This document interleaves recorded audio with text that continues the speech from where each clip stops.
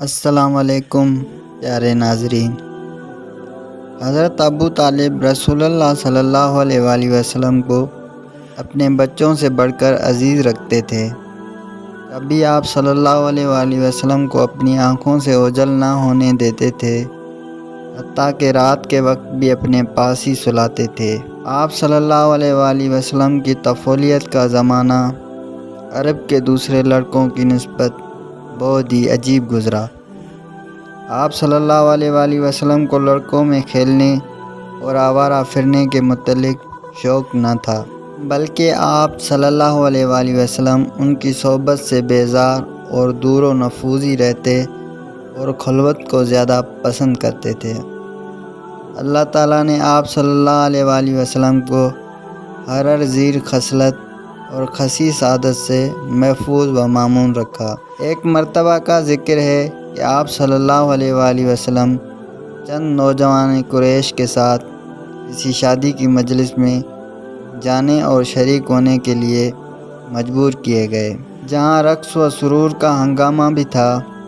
جو اپنی مجلس میں داخل ہوئے، آپ صلی اللہ علیہ وآلہ وسلم کو یکایک نیند آ گئی۔ تمام رات اس طرح سوتے رہے، یہاں تک کہ رات ختم ہونے پہ مجلس برخاست ہوئی اور لوگ منتشر ہو گئے۔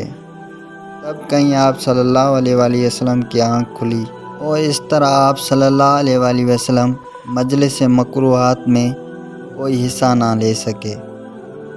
آپ صلی اللہ علیہ وآلہ وسلم کی عمر غالباً 7 برس کی تھی کہ قریش نے خانہ کعبہ کی تعمیر، جس کو سیلاب نے نقصان پہنچا دیا تھا، دوبارہ شروع کی۔ اس تعمیر کے وقت آپ صلی اللہ علیہ وآلہ وسلم بھی پتھر ڈھونڈتے اور اٹھا کر ماموروں کو دیتے تھے۔ آپ صلی اللہ علیہ وآلہ وسلم کی عمر 12 سال کی تھی کہ حضرت ابو طالب ایک تجارتی قافلے کے ہمراہ کچھ مال تجارت لے کر شام کی طرف جانے لگے اور آپ صلی اللہ علیہ وآلہ وسلم کو مکہ ہی چھوڑنا چاہا۔ چنانچہ آپ صلی اللہ علیہ وآلہ وسلم حضرت ابو طالب کی کفالت میں آ کر ہم وقت ان کے ساتھ رہتے تھے۔ اس لیے اس جدائی کو برداشت نہ کر سکے حضرت ابو طالب نے بھتیجی کی دل شکنی گوارا نہ کی اور آپ صلی اللہ علیہ وآلہ وسلم کو بھی اپنے ہمراہ ملک شام کی طرف لے گئے۔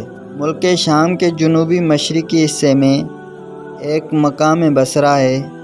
جب قافلہ وہاں پہنچا تو ایک عیسائی راہب نے، جو وہاں رہتا تھا اور جس کا نام بحیرہ تھا، آپ صلی اللہ علیہ وآلہ وسلم کو دیکھا اور پہچان لیا کہ یہی نبی آخر الزمان ہے۔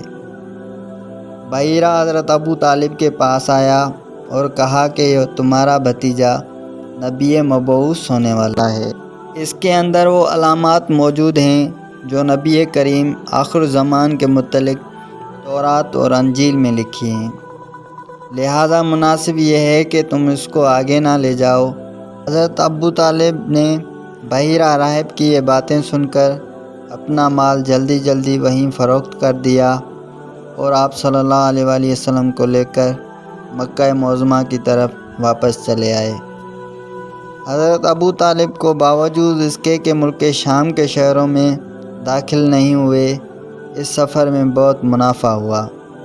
ایک روایات میں یہ بھی مذکور ہے کہ حضرت ابو طالب نے بحیرہ راہب کی باتیں سن کر آپ کو وہیں سے مکے کی طرف واپس بھجوا دیا اور خود قافلے کے ہمراہ آگے چلے گئے۔